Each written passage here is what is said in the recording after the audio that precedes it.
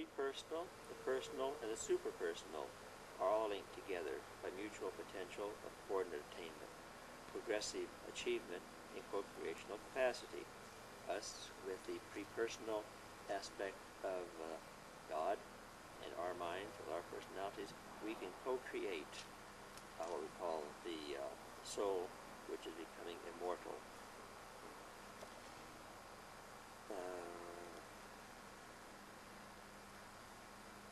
But never does the impersonal directly transmute to the personal.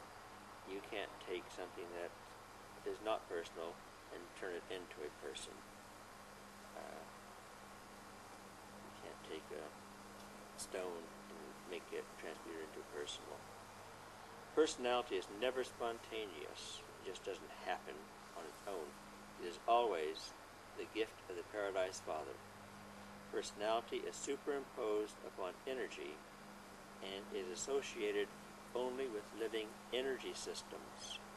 There has to be a living energy system there before the Father can give the gift, the bestowal of a personality. So identity can be associated with non-living energy patterns, but not personality.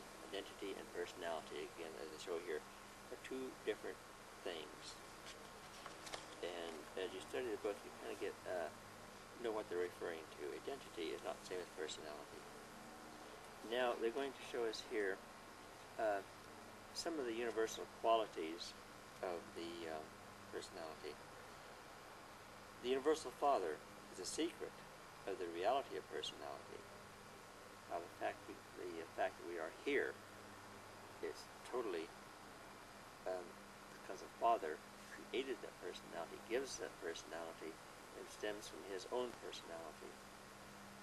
And as we said earlier, I think one of the last secrets we're going to grab hold of to understand our own selves will be understanding the what personality really is. Down here, it's a very, very shadowy concept. So the Father is the secret of the reality of personality, and the bestowal of personality, and the destiny of personality. These are going to we depend upon the Father to do these things for us, to give us personality, and to show us what the purpose of personality is. The Eternal Son is the absolute personality, the secret of spiritual energy, Urantia spirits and perfected spirits, which we included in there. We're among the perfecting spirits who will become perfected in time. The conjoint actor is the spirit-mind personality, the source of intelligence, reason, and universal mind.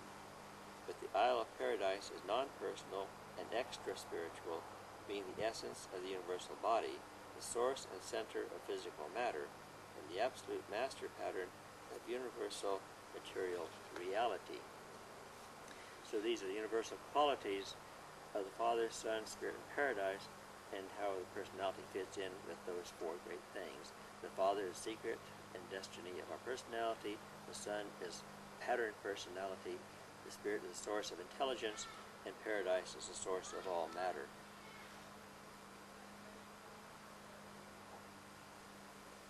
These qualities of universal reality are manifest in Urantian human experience on these following levels. We just saw those four universal qualities. Now we're going to see how they apply to us. We have the body, material, or physical organism of man. This includes the living electrochemical mechanism of animal nature and origin. That's quite obvious. What we're made of and where we come from. The material physical organism of man, that stems back to one of those universals of the paradise up there in the last paragraph. The second thing is mind. The thinking, perceiving, feeling mechanism include all these things under mind. The thinking, perceiving, feeling would include under feeling like heart stuff. We use different terms for these same things. The feeling mechanism of the human organism, the total conscious and unconscious experience, the intelligence associated with the emotional life. I'm trying to give us an idea of what they mean by mind. the intelligence associated with the emotional life, reaching upward through worship and wisdom to the spirit level.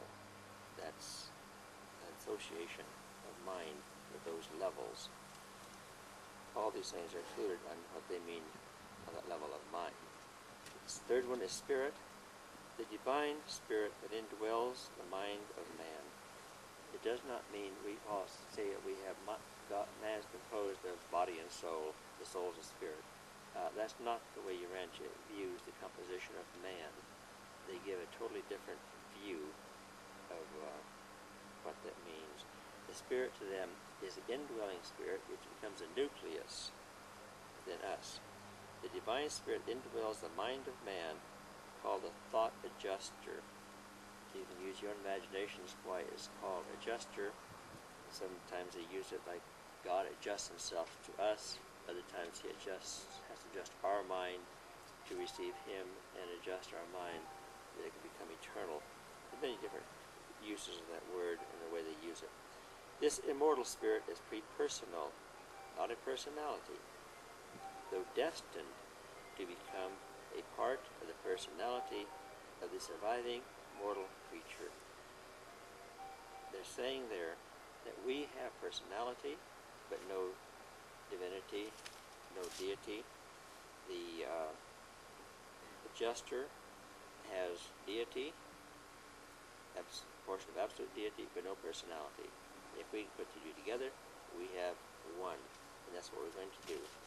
That's what the book is all about, and you might say it's where we're heading is to the unity of those two realities, the portion of God, which we call adjuster, and our own personality with that adjuster form one entity.